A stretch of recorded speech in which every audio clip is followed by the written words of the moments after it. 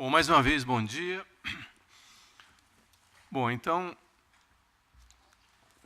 aqui a nossa apresentação. Aqui hoje nós vamos falar sobre a questão do Brasil como principal alvo de ataques cibernéticos. Muito bem. Bom, então, como nossa agenda aqui, nós vamos fazer uma apresentação, vamos descrever aqui o cenário atual dos crimes cibernéticos, a evolução do crime cibernético no Brasil. Vamos traçar aí um cenário rápido sobre os crimes cibernéticos no ano 2030, cooperação internacional e a proposta de criação de um tribunal internacional criminal específico para os crimes cibernéticos com efeitos globais e algumas conclusões. Bom, então aqui tem uma breve apresentação nossa aqui, que o Dr. Coriolano já apresentou. Muito bem. Então essa palestra a gente vai colocar depois para download, para quem tiver interesse. Muito bem. Então qual é o cenário hoje dos crimes cibernéticos aqui no Brasil? Bom, então é fato que o uso intenso da internet, especialmente por meio de aparelhos móveis, os smartphones. Então, e as quadrilhas naturalmente migraram suas atividades fortemente para a internet, já até seguindo esse movimento natural da nossa sociedade que migrou, já vem migrando e migrou as suas atividades para a internet. As pessoas acabam se tornando muito dependentes da informática, da alta tecnologia, da internet. E, naturalmente, o crime seguiu o mesmo rumo, né? Migrou tudo pela internet. Até bem pouco tempo, a gente falava que principalmente os crimes cibernéticos, os crimes mais complexos, os crimes federais, esses estavam migrando para a internet. Mas hoje já não, são todos. Não apenas os crimes de lavagem de dinheiro, os crimes mais complexos. Não. Hoje até o dito ladrão de galinha, até ele já se tornou codependente da internet. Eles, para praticarem seus furtos, no mínimo, vão ter que ter um smartphone com WhatsApp ali para combinar os furtos, sim ou não? E as provas, naturalmente, estão todas armazenadas em meios digitais. E para a salvaguarda e busca dessas provas, naturalmente, é necessária a atuação de pessoal com qualificação técnica, peritos em computação forense, advogados especializados em direito digital, direito cibernético, para justamente conduzir um trabalho de investigação, para levar a bom termo um trabalho desses, né? Então, hoje se a internet apagar, é um apagão da internet, até o ladrão de galinha vai sentir muita falta, vai até entrar em depressão profunda. E cadê meu WhatsApp para eu combinar o furto das galinhas, né? Desculpe que deu um problema aqui. Bom, muito bem. Então, os criminosos também, e além disso, eles também querem fazer uso da segurança da informação. Eles querem usar um software com criptografia, querem usar o WhatsApp porque sabem que o WhatsApp ele tem aquela criptografia forte, ponta a ponta, que garante o sigilo de suas comunicações, né? Então, a gente assistiu aí até há pouco tempo, né, aquelas decisões judiciais que determinaram que o WhatsApp fosse desligado, né, entre aspas. Então, na verdade, e exigindo que o WhatsApp fornecesse informações que eles não possuem e que fosse alterado para que pudesse fazer uma interceptação das comunicações, né? Agora, isso é possível? Claro que é, né? A equipe de desenvolvimento lá do WhatsApp simplesmente teria que dar um downgrade no aplicativo deles, né? Torná-lo, implantar backdoors nele, tornar possível essa interceptação, de repente até eliminar as criptografias. Eles poderiam fazer esse downgrade? Com certeza, agora só que não seria mais o WhatsApp. Seria um WhatsApp linha que ninguém mais queria usar, e nem o crime ia querer usar um software desse, né? Nem o ladrão de galinha não ia querer mais usar o WhatsApp, ia partir para um concorrente, né? Então, é uma situação que o Estado de Direito se curva diante da tecnologia. E não tem outra forma, né? Nós temos que conviver com a tecnologia e até se curvar diante dela, porque não vemos outro caminho, né? Muito bem. Então, o crime cibernético ele tem ultimamente feito essa atuação internacional. São esses crimes cibernéticos com efeitos globais e praticados por criminosos, quadrilhas espalhadas em vários países, né, em que as evidências que poderão comprovar a materialidade, a autoria dos crimes, estão armazenadas em vários países distantes. Então, isso torna naturalmente a investigação muito complexa. E isso só é possível chegarmos a bom termo numa investigação dessas por meio de uma cooperação internacional. Por meio de uma cooperação internacional com trocas de evidências. E no caso, a HTCIA, como um organismo internacional, uma organização civil internacional, ela é um caminho interessante, né, especialmente para quem, vamos dizer, atua na área de investigação, vamos dizer, não oficial, né? A polícia que faz a investigação oficial, ela tem outros mecanismos de cooperação internacional, como a própria Interpol. Tem também a Rede 24/7 do G8. Agora, são mecanismos bastante interessantes de cooperação internacional, contudo, eles não foram criados, concebidos para o crime cibernético, que tem características próprias, que necessita de muita agilidade e rapidez. E esses organismos, vamos dizer, esses meios, né, de troca de informações, de cooperação policial internacional, são muito lentos, né? Tem a própria carta rogatória, estou apertando aqui sem querer, as cartas rogatórias, que é o mecanismo de cooperação judicial internacional, vamos dizer, formal, demora muito tempo, né? A gente tem conhecimento de casos que uma carta rogatória, para ir e voltar, demorou 6 anos. 2 anos é um tempo bom. Então, para efeito de investigação, persecução dos crimes cibernéticos, esses mecanismos não se aplicam, não se prestam. Por quê? As provas digitais são voláteis, né? Hoje nós já evoluímos, né, com o Marco Civil da Internet, que estabelece a obrigatoriedade dos provedores de serviços de internet, de acesso, de preservar essas informações por 1 ano. Os provedores de aplicações de 6 meses. Isso é um tempo pequeno em comparação com a demora que tem dessas cooperações internacionais, né? Bom, então surgem novos golpes a cada momento.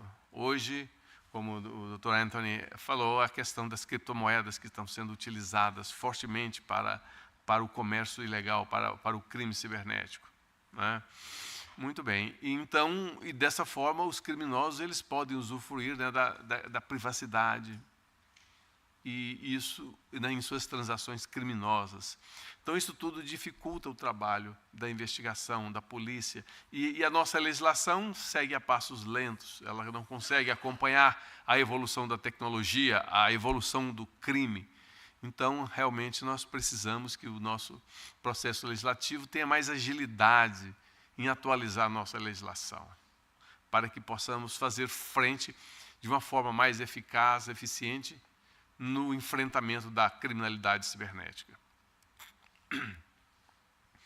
Muito bem.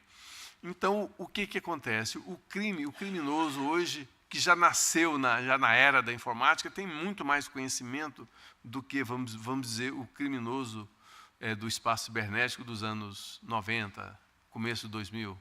Porque esses novos aí já nasceram na época da informática, já nasceram com um smartphone, com um notebook, com um computador na mão. Então, já tem mais conhecimento, né?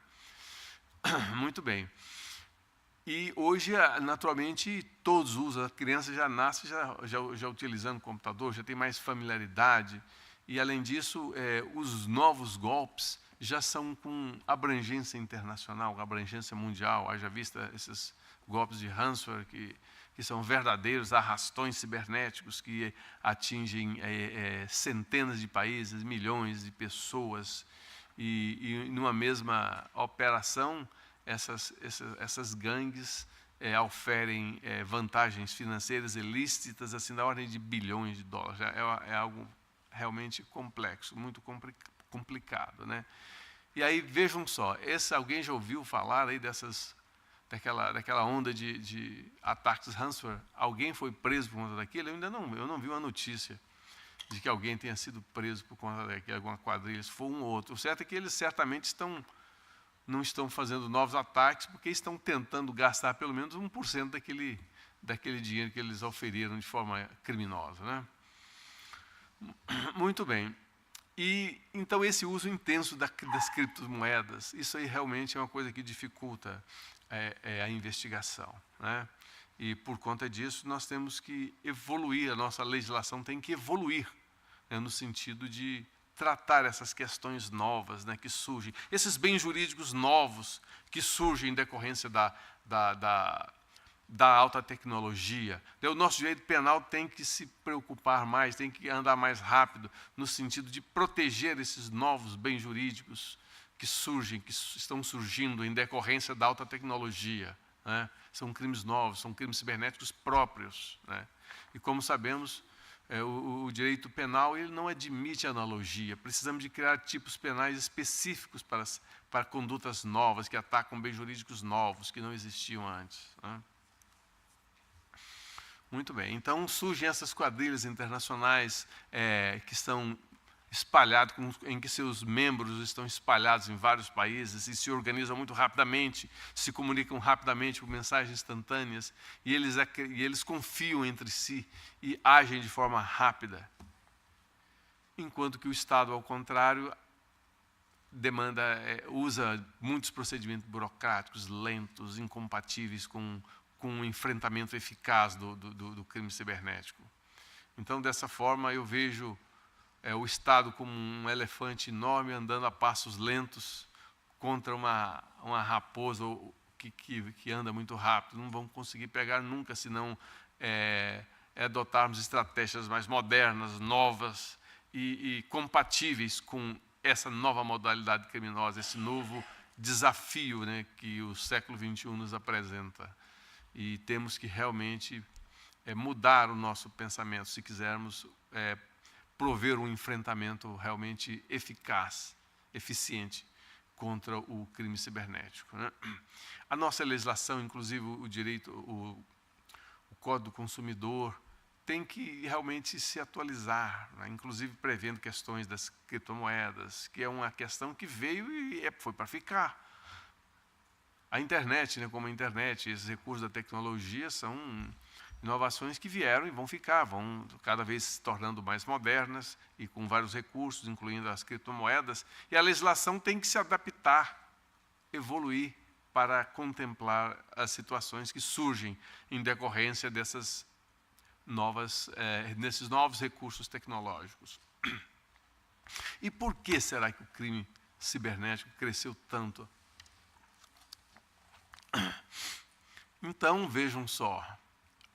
Primeiramente, após o surgimento da alta tecnologia, especialmente da internet, o movimento maciço de toda a sociedade para a internet é o primeiro ponto que se justifica, porque hoje se compra tudo pela internet, tudo se faz pela internet. E o dinheiro transita pela internet em quantidades assim, incríveis. Então, o criminoso vai querer naturalmente ir onde existe dinheiro. Muito bem. E com a popularização dos smartphones, tudo fica mais fácil, né? A partir de um aparelho desse, as pessoas podem fazer o que quiserem, acessar a internet da forma que quiserem, né? E o crime, naturalmente, ele busca a mitigação, a minimização dos riscos e a maximização dos lucros. Até aquelas tradicionais quadrilhas de assalto a banco, vejam, a gente não vê mais com tanta frequência um tipo de assalto daquele. Por quê? Ora, o criminoso ele não vai querer ficar trocando tiro com a polícia. É muito mais fácil, muito menos perigoso, muito mais lucrativo ele praticar suas condutas criminosas por meio da internet. Ele vai, entre aspas, gozar daquele suposto anonimato. ele não vai precisar de usar arma de fogo e vai obter lucros muitas vezes maiores e com menos riscos. Então é por isso que, por conta dessas vantagens, que eles realmente deixaram de praticar esses assaltos a banco e se voltaram para o crime cibernético. Muito bem. Bom, no âmbito mundial, a gente vê que, em 2004, eu me lembro bem, numa reunião lá em Santiago do Chile, com o Banco Mundial, reportou que desde aquela época o crime cibernético já movimentava muito mais dinheiro do que o tráfico de drogas ilícitas em termos mundiais. Isso em 2004, há tanto tempo, né? Bom, e em termos gerais, não apenas em termos de bancos, né? O Tony reportou os valores em termos de golpes bancários, aqui seria geral, fonte da Symantec, que em 2017, o prejuízo em termos mundiais do crime cibernético, não apenas contra bancos, mas contra pessoas físicas de todas as formas, em perdas de dados, vazamento de dados, etc., o prejuízo foi de 600 bilhões de dólares em 2017. E a previsão para 2021 chega a 6 trilhões de dólares ao ano, né? Então, são umas cifras assim, astronômicas, né? E isso justifica muito que o Estado, que as empresas, de fato, invistam fortemente em segurança cibernética, segurança de seus dados, que protejam esse novo bem jurídico que surgiu com o advento da internet, que é a segurança cibernética, a segurança da informação. Bem jurídico esse que, naturalmente, quando do nosso Código Penal, que é de 1940, não existia, né? Em termos nacionais, ainda pela fonte da Symantec, em 2016, tivemos 42 milhões de vítimas no Brasil. E estávamos ranqueados em terceiro lugar.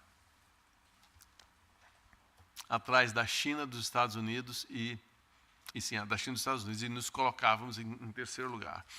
Em 2017, nós ganhamos um upgrade. Passamos para segundo. Deixamos os Estados Unidos para trás, Tony. Ganhamos os Estados Unidos. E passamos para segundo lugar.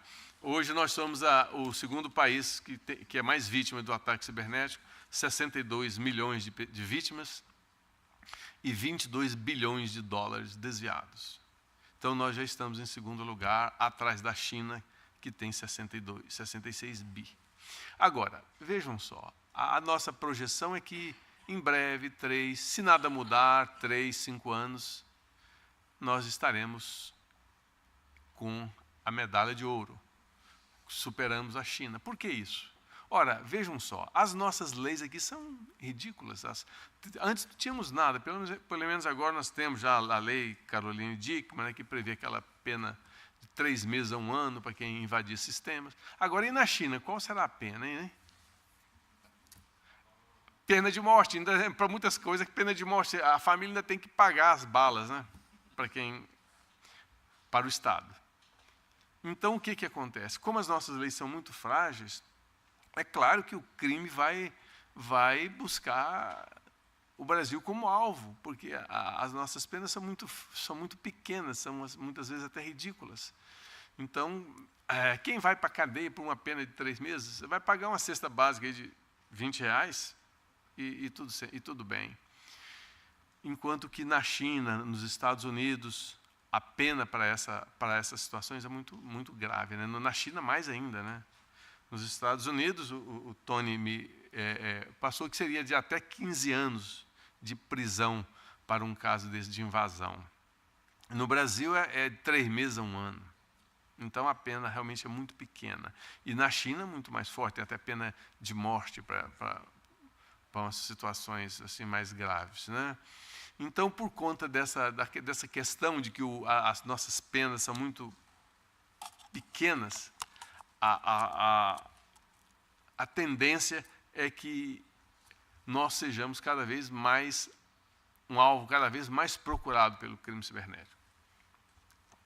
pelos criminosos cibernéticos. Conforme o relatório que o Tony trouxe, hoje é em torno de 45% dos ataques são internos, né? Mas certamente isso aí pode mudar, por quê? Porque os atacantes estrangeiros, tomando conhecimento de que praticamente as nossas leis são inexistentes, muito fracas para penalizar os criminosos, certamente a tendência é que nós tornemos cada vez mais um alvo preferido do criminoso cibernético.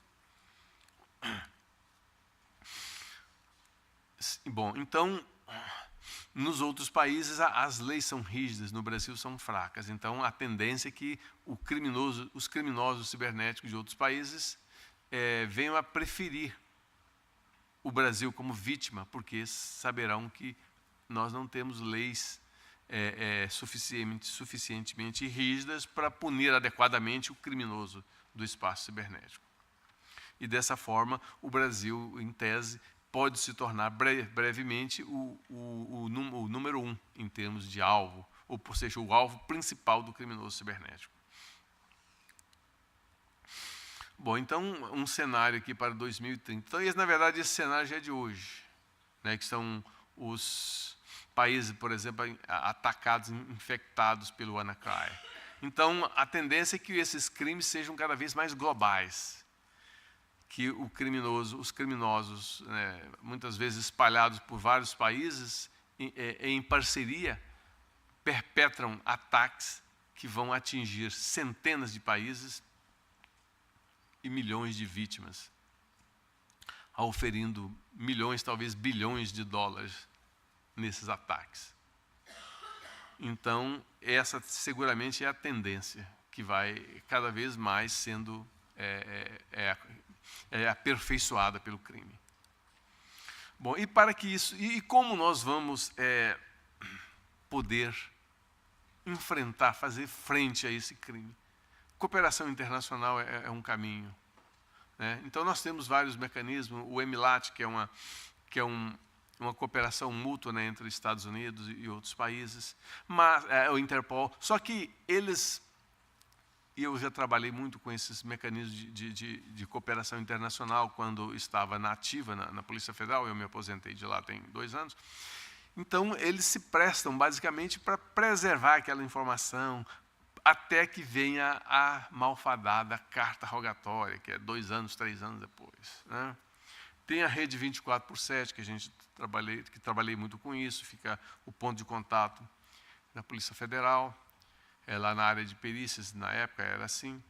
E essas cartas rogatórias, que é um mecanismo, vamos dizer, formal, né, para efeito de cooperação policial internacional entre as nações, né? Agora, e temos aqui, em termos de, vamos dizer, investigação não oficial, a HTCIA, que é uma organização mundial, né, que o Tony é o presidente internacional da HTCIA, e esse evento, nós lembrando mais uma vez, ele está sendo realizado sob os auspícios da HTCIA. E então a HTCIA é um organismo internacional que possibilita, né, a cooperação entre seus membros em todo o mundo. E isso facilita muito o trabalho de investigação de crimes cibernéticos com efeitos globais, onde que as evidências estão em países distantes. Às vezes você tem um problema que está lá nos Estados Unidos, lá na Califórnia. Você pode contactar o membro da HTCIA na Califórnia, ou que seja na Austrália, Japão, Europa, enfim.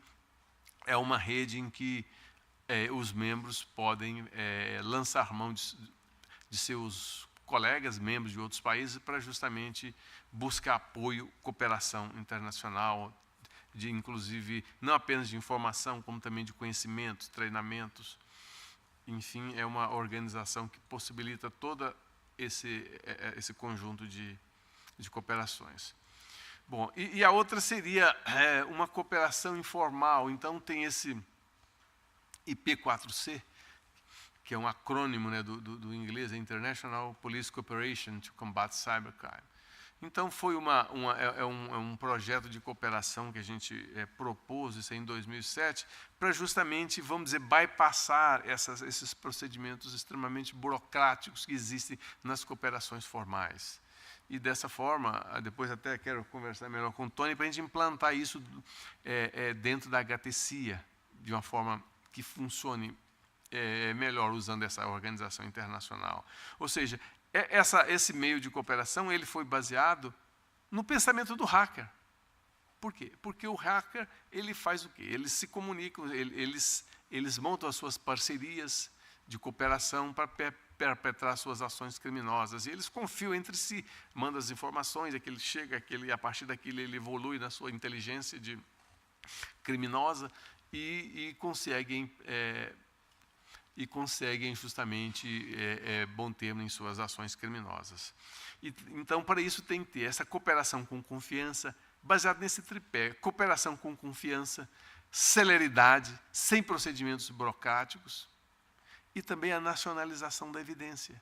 Então, vamos supor o seguinte: tem aqui em São Paulo, um hacker aqui de São Paulo, ele ataca um alvo americano. Ataca, por exemplo, o site lá da NYPD, Departamento de Polícia de Nova York, onde o Tony era lá o chefe da parte de investigação de crimes cibernéticos. Então, aqui ninguém sabe. Agora, o Tony investiga lá em Nova York, um IP de São Paulo. Sim, o que o Tony vai poder fazer? Será que o Tony poderia mandar os seus agentes secretos sequestrar essa pessoa e levar para Guantánamo? Pode, Tony? Não pode, né? Então, e torturar para... Cadê o IP? Cadê? Não pode. Então, qual seria a alternativa? Em vez disso, o Tony investiga aquilo lá, o IP São Paulo. O IPV de São Paulo foi esse dia tal. Então, o Tony pega toda aquela investigação preliminar dele e manda para o meu e-mail: quintilhano, aconteceu isso, blá, blá, blá. Aí, chegando aqui, eu vou fazer o que nós chamamos de nacionalização da evidência. Ele vai me passar essas evidências, eu vou verificar, isso mesmo, o IP está esse aqui e tal, eu rastreio aquilo, realmente foi esse IP que fez aquela coisa toda lá em Nova York. Muito bem. Então, o que eu vou fazer? Eu vou nacionalizar essa evidência, fazer uma perícia em cima daquilo ali e iniciar a persecução penal em cima desse criminoso. E, naturalmente, nós que trabalhamos na justiça, somente utilizamos provas obtidas de forma lícita. Essa prova que ele trouxe de lá, ela é como se fosse a prova somente para investigação, apoio à investigação, porque a prova vai ser gerada aqui, ou seja, como, entre aspas, uma nacionalização da evidência. Eu buscaria essa prova, vou trabalhar em cima dela e gerar provas nacionais. Vou precisar de afastamento de sigilo. Vamos acionar a justiça, o juiz vai determinar o afastamento do sigilo daquele IP, eu vou até chegar no responsável por aquilo. Ou seja, o que eu gastaria 2, 3 anos por meio de uma carta rogatória, eu vou gastar 2, 3 dias. No terceiro dia eu já estaria na cola do criminoso. Então, isso aí é uma proposta que a gente já fez, né? Até já apresentei isso lá na OEA em 2007, não evoluiu muito, mas... Por quê? Porque ainda os estados estão são muito ainda preocupados com muita burocracia, tem que ter carimbo, tem que ter não sei o quê.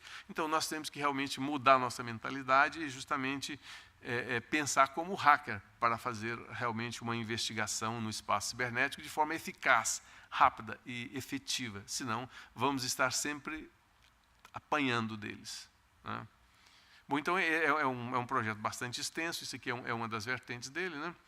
Então seria mais ou menos o seguinte: o país criminoso do país A, que é o Brasil, atacam o país B, que é os Estados Unidos. O país B iniciou a investigação, manda para mim, eu faço a nacionalização da evidência e toda a persecução penal vai ocorrer aqui no país.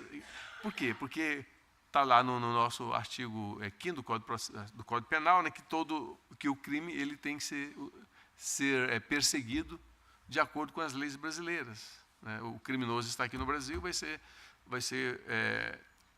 perseguido de acordo com as leis brasileiras. O Brasil não vai extraditar o seu nacional.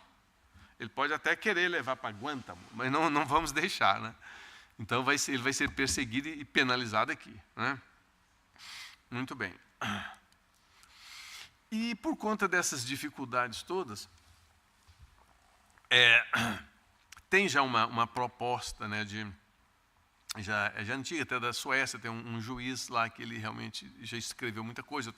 Estou em contato com esse grupo de pesquisas lá, que é justamente a proposta é a criação de um tribunal criminal internacional específico para crimes cibernéticos com efeitos globais, justamente para facilitar a persecução penal desses crimes, né? Naturalmente, esses com efeitos globais, como por exemplo, esses ataques de ransomware, que são, como dissemos, verdadeiros arrastões cibernéticos que são perpetrados em vários países, em que os criminosos obtêm vantagens ilícitas assim com valores astronômicos. E nós estamos somente assistindo. Como enfrentar isso? Um caminho seria justamente a criação dentro da ONU de um tribunal criminal internacional específico para os crimes cibernéticos com efeitos globais, né? Bom, nós já temos alguns tribunais internacionais, né? Temos o Tribunal Internacional para as Leis do Mar, tem esse a Corte Internacional, Tribunal Internacional da Justiça da ONU. E por que não criarmos um novo tribunal internacional, um tribunal criminal internacional específico para os crimes cibernéticos com efeitos globais, né? Ora, afinal, nós já temos, vamos dizer, 4 espaços comuns, né, que é a terra, mar, ar, espaço sideral. Por que não considerarmos um 5º espaço comum, que é o espaço cibernético, por onde fluem as informações do mundo todo e fluem por meio da internet de forma rápida, célere. Você, de qualquer parte do mundo, acessa as nuvens com suas informações de qualquer parte onde estiver. Por que não? E, na verdade, nesse 5º espaço comum, que é o espaço cibernético, que a gente pode também considerar dessa forma, o crime está ocorrendo de uma forma assim espantosa. E principalmente quando, nesses casos de crimes cibernéticos com efeitos globais, em que as evidências estão espalhadas pelo mundo, se nós não tivermos uma forma mais eficaz, uma abordagem mais adequada para o enfrentamento desse crime, com certeza nós vamos andar atrás, vamos ficar apanhando do criminoso. Ou seja, os órgãos, os estados de todo mundo, os países, os seus órgãos encarregados da persecução penal, eles têm realmente que se preparar de uma forma melhor para o enfrentamento desse desafio enorme que surgiu agora, basicamente, no século XXI, que é justamente o crime cibernético. Se a gente não adotar mecanismos como esse, cooperação internacional, esse tribunal internacional, e agirmos de uma forma conjunta, nós vamos sempre ficar olhando as estatísticas que aumentam. 2021 são 6 trilhões de dólares de prejuízo. Agora 6, 10, 20, 30 trilhões. Aonde vamos parar? Bom, então esse tribunal seria criado, né, pela proposta lá do juiz lá da Suécia, seria criado no Conselho de Segurança da ONU, né, que teria como objetivo a proteção da paz, da justiça, do espaço cibernético, né, e possibilitar que a persecução penal dos crimes cibernéticos ocorra de uma forma mais rápida e mais eficaz, e contaria com a cooperação, a colaboração dos países que aderissem a esse tribunal, não é? Muito bem, pessoal. Então, para concluir, nós vimos aqui que houve, né, está havendo e houve já uma forte migração do crime para o espaço cibernético, inclusive os crimes mais simples, até os ladrões de galinha, o chamado crime de ladrão de galinha, estão utilizando a internet, a alta tecnologia para a sua prática criminosa. Então, hoje o crime é totalmente dependente da alta tecnologia, inclusive os crimes mais simples. Os próprios aí, ladrões de galinha, eles usam a internet, usam no mínimo o WhatsApp, e essas provas estão em meios magnéticos, são provas digitais, voláteis, e que precisam que todos nós saibamos como tratar, salvaguardar essas informações, a parte da perícia, computação forense, né, de salvaguardar, de buscar essas informações, e também a investigação cibernética, né, de você conseguir chegar no responsável por aquela ação criminosa, né?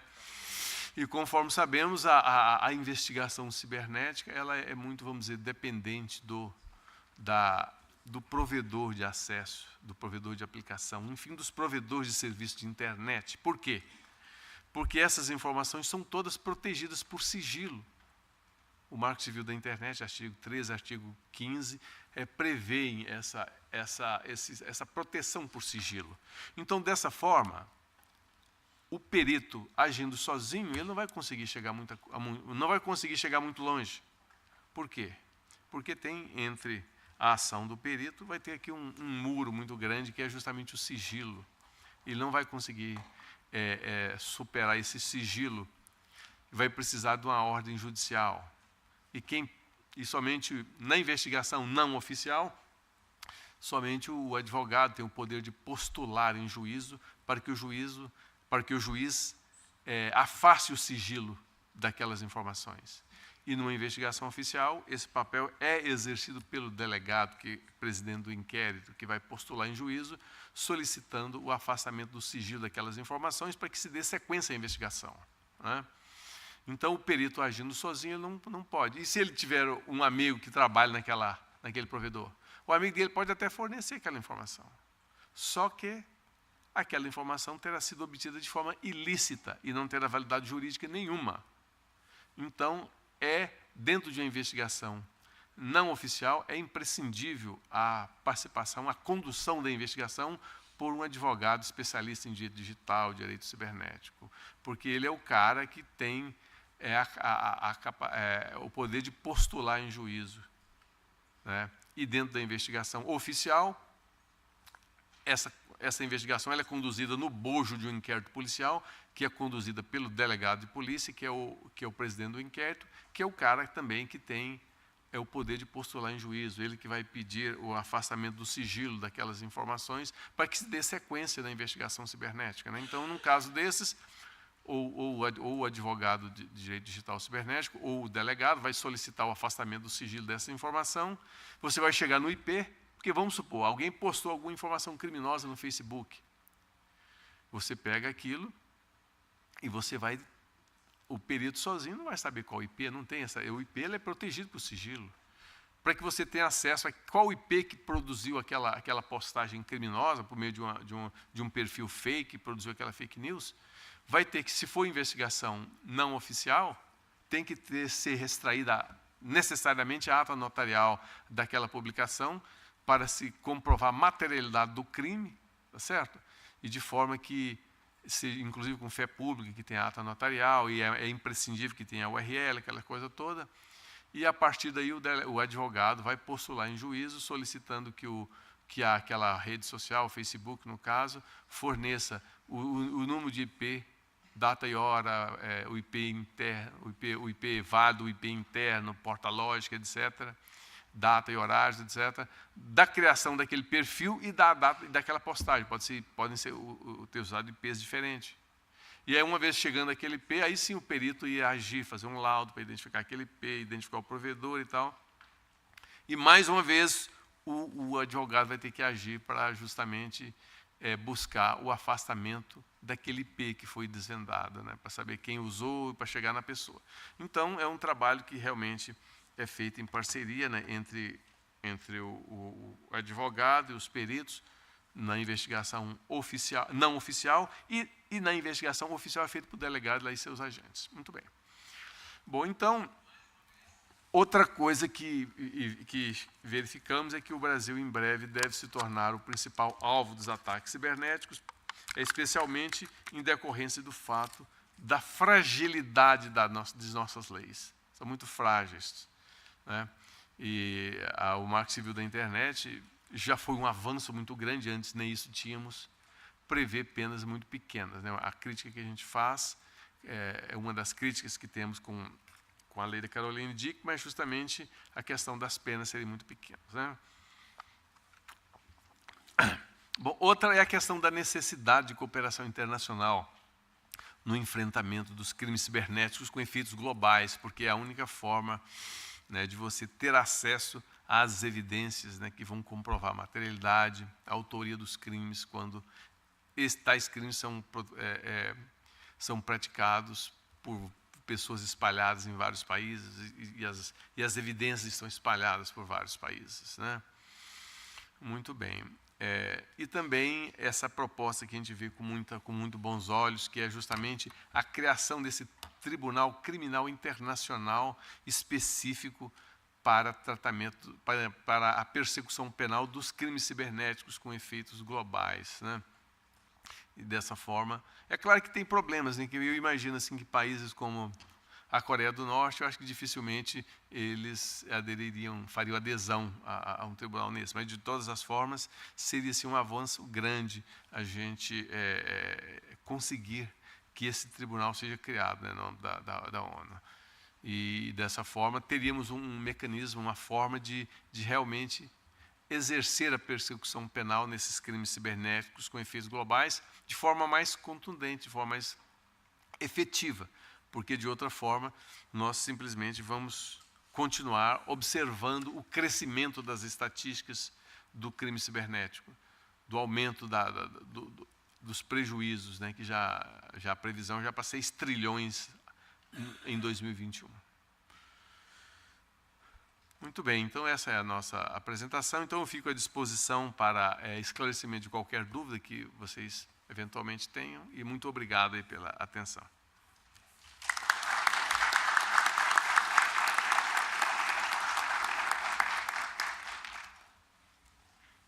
Alguma pergunta?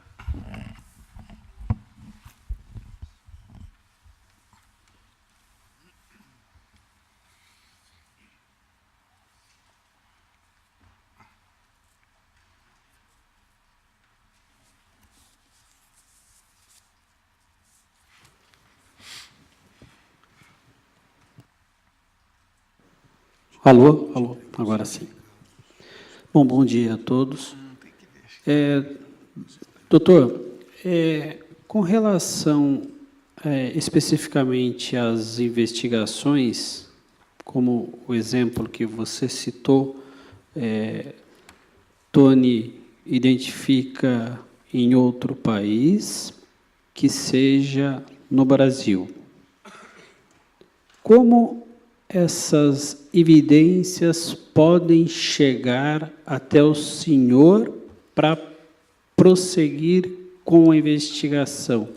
Quais os meios que se utiliza para o tráfego das evidências, então, para posteriormente seguir com a investigação? Obrigado. Boa pergunta. Bom, oficialmente, hoje, como funciona? Carta rogatória. Então, essa carta rogatória, ele faria... Vou dizer o seguinte, vamos dar as duas alternativas, como é oficialmente feito hoje e como é a nossa proposta para fazer, ok? As duas alternativas. Então, como ocorre hoje, oficialmente? Então, isso aí, lá no NYPD, o Tony investiga isso daí, chega lá, houve um ataque, descobre, faz aquela investigação preliminar, lá identifica o IP de onde partiu o ataque, é um IP do Brasil, saiu de São Paulo, só não foi do prédio da OAB, mas foi próximo. Muito bem, então ele localiza isso aí. Tá. Então o que acontece? Oficialmente, ele teria que solicitar uma carta rogatória, né, para que essas informações chegassem até ele. Isso vai para a Suprema Corte Americana, ele vai para o juizado de primeira instância, ela sobe até a Suprema Corte, desce aqui na Suprema Corte do Brasil, STJ, e chega até aqui, vai para o juiz de primeira instância, chega até aqui. Então, ou seja, é um procedimento muito moroso, que, em média, 2 anos assim, é pouco para chegar a uma situação em que você vai, de fato, obter aquelas informações.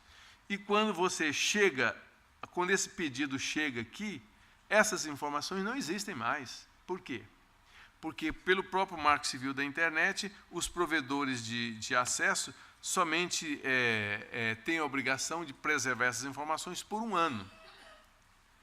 E por mais de um ano eles certamente não vão fazer, né? Porque até pelo princípio da legalidade, né, no artigo 5º da Constituição, inciso 2º, diz o quê? Ninguém será obrigado a fazer ou deixar de fazer alguma coisa, senão em virtude de lei. E não existe nenhuma lei que obrigue o provedor a preservar essas informações por mais de um ano. E eles vão fazer isso? Eu acredito que não, porque isso gera um custo grande para a empresa, né? Então, acaba que essas alternativas oficiais, no caso da carta rogatória, ela pode se aplicar bem para outros tipos de crimes com características diversas, em que as evidências não são voláteis, não se perdem com o tempo, como é o caso do crime cibernético. Então, é assim que funciona a parte oficial. Muito bem. E o que nós propomos é o quê? É aquele IP4C, né, que é o International Police Cooperation to Combat Cybercrime, ou seja, a cooperação policial internacional para o combate ao crime cibernético. Como é que ele funciona? Aí, no caso, o Tony fez a investigação, né, identificou o que aconteceu lá, foi um ataque, destruiu isso, aí, blá, blá, blá. Ele vai coletar todas aquelas evidências, né, antes vai criptografar aquilo ali, PGP, algum tipo de criptografia, e vai me mandar para um meio seguro. Manda para mim. Ele me conhece, ele é meu amigo, a gente toma caipirinha juntos. Então, aí ele vai me mandar aquela informação, aconteceu isso aqui em Nova York, blá, blá, blá. Eu recebo aquela informação dele. E vou analisar aquele material, né? Vou analisar e verificar se aquilo realmente aconteceu, né? Faço aquela investigação e confirmo que aquele fato ocorreu, né? E vou fazer a minha perícia. Aí ou seja, nesse momento eu faço o que nós chamamos de nacionalização da evidência. Era uma evidência estrangeira que não teria validade jurídica nossa. Agora, a partir do momento que eu inicio uma investigação e uso aquela informação apenas como a informação que ele me passa, informação de inteligência, seria como se fosse uma notícia crime. Como se fosse uma notícia criminis. Alguém que apresentou a notícia crime na delegacia, como se fosse algo assim. Eu recebo aquilo como uma notícia crime e vou investigar aquela notícia crime, vou fazer uma perícia naquilo, vou constatar que aquele fato ocorreu, né? Que o determinado IP foi utilizado para uma prática criminosa, né? Muito bem. Aí eu vou iniciar essa investigação, faço a perícia, e aí no caso, aí, o delegado, dentro da investigação oficial ou dentro da investigação não oficial, seria o advogado especialista em direito digital ou direito cibernético, iria peticionar em juízo para quê? Para que o juiz determine o afastamento do sigilo telemático daquele IP. Aí aquele IP vai ser quebrado o sigilo dele, né? Aí eu vou saber quem utilizou aquele IP exatamente naquela data, hora, vou saber. E a partir daí, a investigação cibernética tem o seu curso, até eu chegar no responsável. Uma vez chegando, ou seja, o que pela carta rogatória a gente ia demorar 2, 3 anos, com esse projeto de cooperação internacional, dessa forma, ao invés de 3 anos, vou demorar 2, 3 dias para chegar no cara. Então, ou seja, eu estaria fazendo, nessa proposta, a gente faz um trabalho usando a cabeça do hacker, né? Porque o hacker, ele confia nos seus parceiros e faz as coisas de forma ágil. Ele não vai, já imaginou um hacker fazer um ofício lá para carimbar, tem que ir lá, lá na Suprema Corte dos países? Não, ele faz diretamente, por isso que é rápido. Então, nós temos que nos adaptar e realmente agir de uma forma eficaz, rápida, eficiente, para conseguirmos prover um enfrentamento realmente eficaz contra o crime cibernético. Então, a nossa proposta é justamente agir, bypassar os procedimentos burocráticos e, dentro dessa rede de investigação, né, como é um caso da HTCIA, né, que é uma rede internacional de cooperação internacional, né, espalhada pelo mundo, você pode conseguir fazer um trabalho desse. E enquanto eu estive na Polícia Federal, eu fiquei lá mais de 20 anos, em algumas vezes eu trabalhei dessa forma, a gente conseguiu resultados de operação prender criminosos atuando dessa forma, né, por meio dessa cooperação, vamos dizer, bypassando os procedimentos burocráticos e seguindo e observando toda a legislação brasileira, tanto a legislação material, a legislação formal, processual, penal, tudo certinho. E só que bypassando as burocracias. E inclusive, já fizemos isso em certa época que a operação conseguiu prender pedófilos assim extremamente perigosos que estavam abusando, destruindo vidas de muitas crianças, né? Então é isso. Mais alguma pergunta?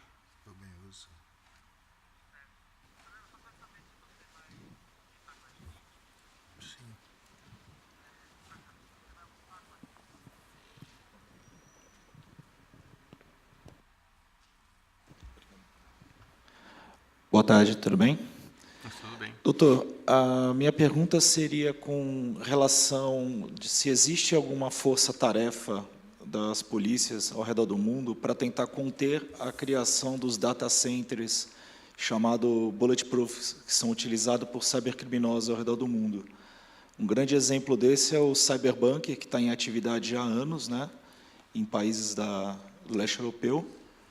E eu gostaria de saber se tem alguma ação da polícia sobre isso. Bom, na verdade, eu até já participei do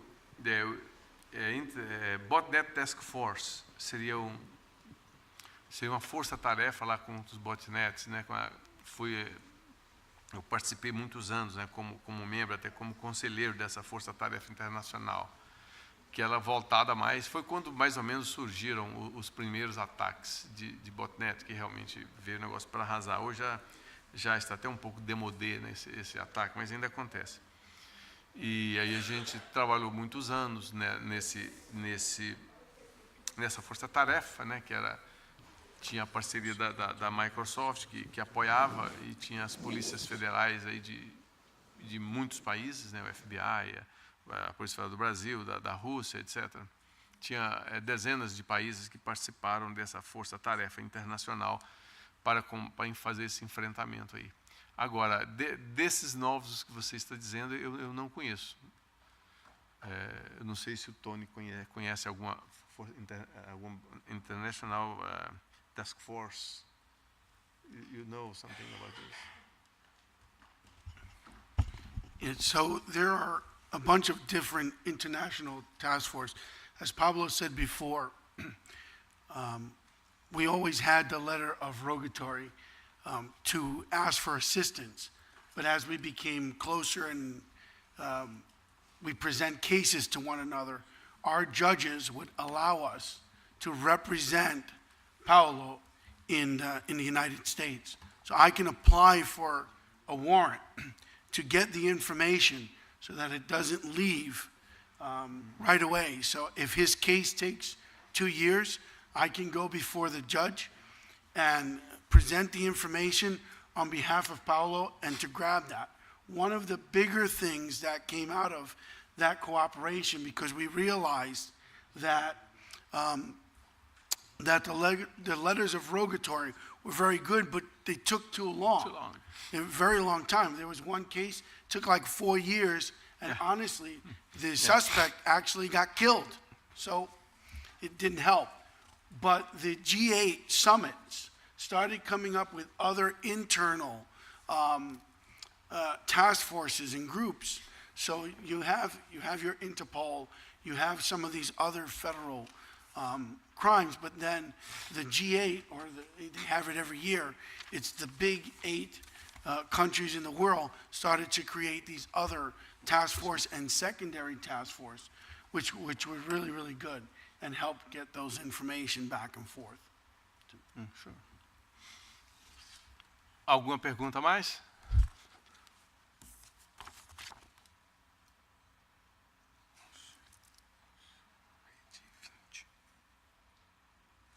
Bom, então,